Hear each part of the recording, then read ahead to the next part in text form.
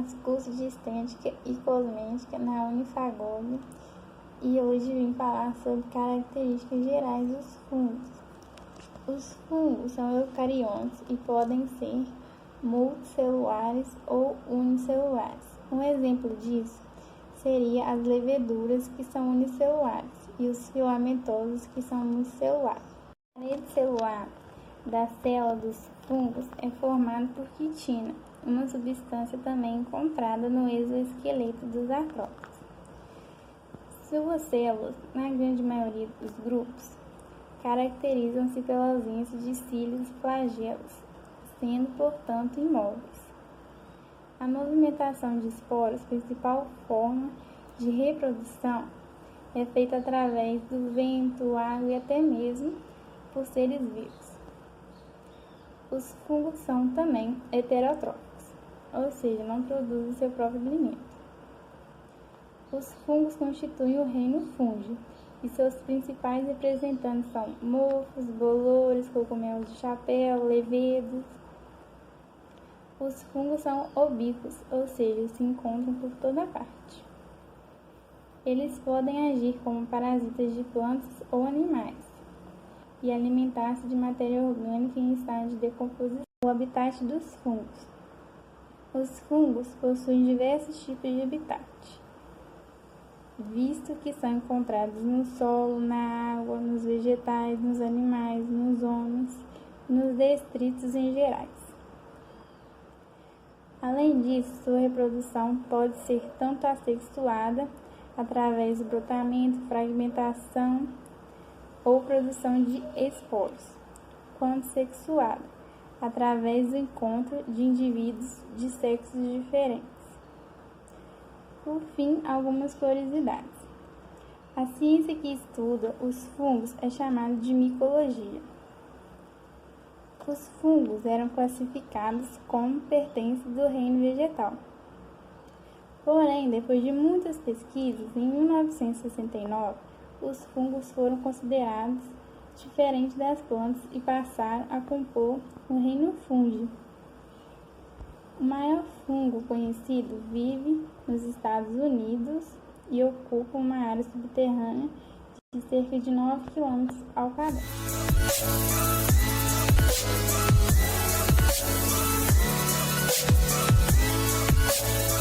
Oi, meu nome é Suzana, eu sou aluna do curso de Estética e Cosmética da Unifagog. Eu vou falar sobre a morfologia e a reprodução dos fungos. Os fungos existem em dois tipos de morfológicos básicos, as hifas e as leveduras. As hifas são células alongadas e ramificadas encontradas nos fungos filamentosos. Elas também são fungos pluricelulares. As leveduras são fungos unicelulares, possuem forma oval ou esférica. Elas fazem reprodução assexuada por brotamento. Algumas espécies de leveduras podem formar pseudohifas, que são cadeias de células formadas quando, após várias reproduções por brotamento, as células ficam conectadas. Alguns fungos podem existir na forma de leveduras e outros na forma de hifas. Poucos fungos, chamados de dimórficos, podem existir nas duas formas, dependendo das condições de crescimento, principalmente da temperatura. Esta variabilidade na morfologia é particularmente característico de fungos patogênicos. Reprodução. Os fungos reproduzem assexuada e sexuadamente. A reprodução assexuada pode ser por brotamento. Os brotos, também chamados de gêmulas, normalmente se separam do genitor, mas eventualmente podem permanecer grudados, formando cadeias de células. Por esporulação do micelo, onde o micelo se fragmenta, originando vários outros, e por esporulação. Acima dos corpos de frutificação estão os esporângios, que reproduzem os esporos, estruturas imóveis e resistentes a ambientes desfavoráveis. Já a reprodução sexuada requer a fusão de duas hifas haploides. Quando isso não ocorre, originam-se hifas geneticamente distintas, denominadas dicários. Oi, gente, meu nome é Stephanie, eu sou graduanda do curso Estética e Cosmética do Unifagoc e eu estarei aqui falando para vocês um pouquinho sobre a classificação dos fungos. Há muitas controvérsias relacionadas à classificação dos fungos. De forma geral, eles podem ser classificados em diferentes filos. Chytridium micota. Nesse grupo, a maioria de seus representantes são de água doce, com poucas espécies marinhas e terrestres. Com característica mais marcante, observa-se a presença de uma estrutura de propagação no ambiente aquático flagelado. E uma vez que apresentam flagelos, não possuem parede celular constituída por quitina e podem se assemelhar a amebas durante alguns estágios do seu ciclo de vida.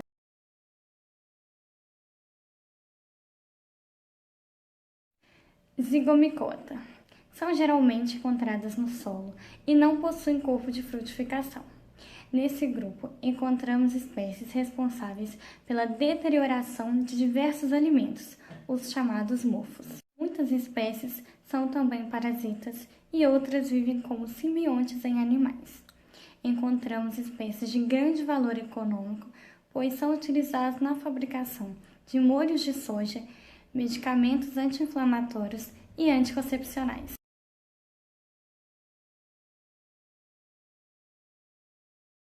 Ascomicota é o maior grupo de fungos existente. Estima-se que cerca de 75% dos fungos descritos pertencem a este grupo, estando registrado mais de 32 mil espécies. Eles são encontrados na natureza como parasitas, saprófitos e formando líquens. Nesse grupo, a estrutura de propagação é conhecida como asco, no qual possui ascóporos, que é os esporos sexuados.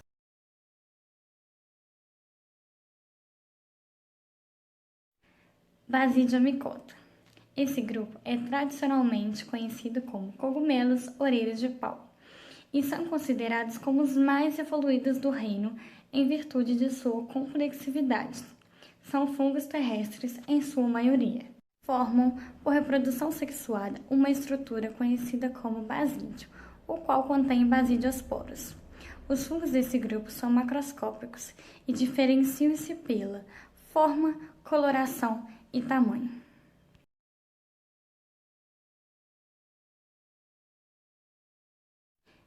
Deuteromicota. Este filo contempla as espécies que ainda não possuem classificação bem definida, e é por esse motivo que seus representantes são chamados de fungos imperfeitos. Trata-se de um grupo artificial que por esse motivo tenderia a se extinguir. Olá pessoal, me chamo Beatriz Oliveira, sou estudante do terceiro período da Estética e Cosmética e hoje eu vou falar um pouco sobre a evolução dos fungos para vocês. Os fungos derivam de um ancestral aquático, então apesar da gente associar fungos com o ambiente terrestre, tanto do jardim quanto da sua parede, eles surgiram na água. E os fungos terrestres, eles formam uma linhagem única. Isso para a gente é um indicador importante de que os fungos surgiram na água. Porque se você tem várias linhagens de fungos aquáticos e só uma de fungos terrestres, se a gente for pelo princípio da navalha de Ockham, faz mais sentido que os fungos tenham surgido da água e alguns tenham ido para a terra.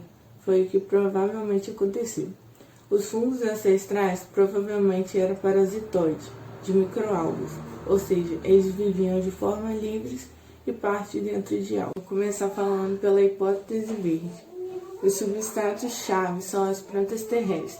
Essa hipótese defende que os fungos coevoluíram com plantas terrestres. Um dependeu do outro. Provavelmente quem fez a transferência dos genes foi os fungos. A hipótese marrom, o substrato-chave, é o Sol. Não propriamente o Sol, mas as comunidades microbianas que vivem no solo terrestre. Nessa hipótese, tem uma diversificação em duas linhagens. Uma linhagem os fungos modernos, outra parasitas, de protista. Não tem evidências fortes, apenas fósseis. E por último, a hipótese branca pressupõe o gelo como facilitador dessa transmissão. Costuma pensar que o frio ele é muito ruim para os micro-organismos.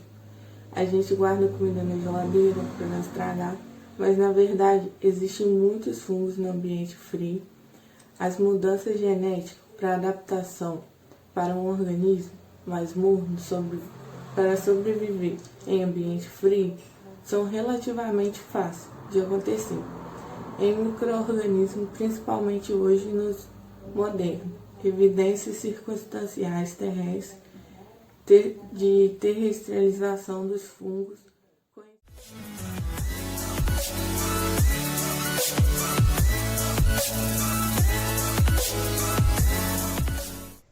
Oi gente, meu nome é Raquel, eu sou aluna de Estética e Cosmética da Unifagoc e vou falar sobre as principais doenças fúngicas.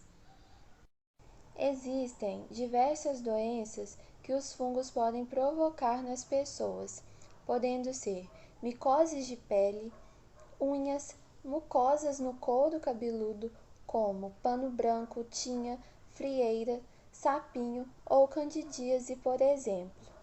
Geralmente, os fungos convivem de forma harmoniosa com o corpo, mas podem provocar doenças quando conseguem driblar as barreiras de proteção do organismo, o que ocorre principalmente durante períodos de queda da imunidade ou por ferimentos da pele.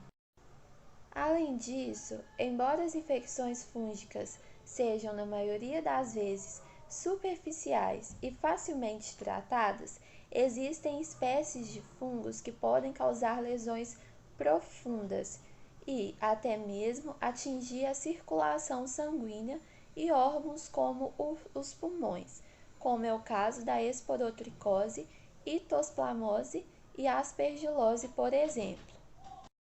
Apesar de ser inúmeras as doenças causadas por fungos, algumas principais são pano branco, que é conhecida como micose de praia, e é um fungo que provoca manchas arredondadas na pele. Geralmente, as manchas são brancas, pois o fungo impede a produção de melanina quando a pele é exposta ao sol. Tem também a tinha, que é chamada de dermafitose e pode atingir diversos locais do corpo, como pele, cabelos e unhas.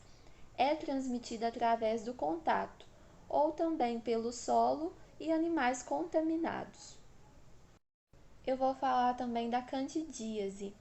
Existem várias espécies de fungos que fazem parte da família Cândida, sendo a mais comum a Cândida albicans, que pode causar diversos tipos de infecção no organismo, sobretudo quando as defesas imunes estão prejudicadas.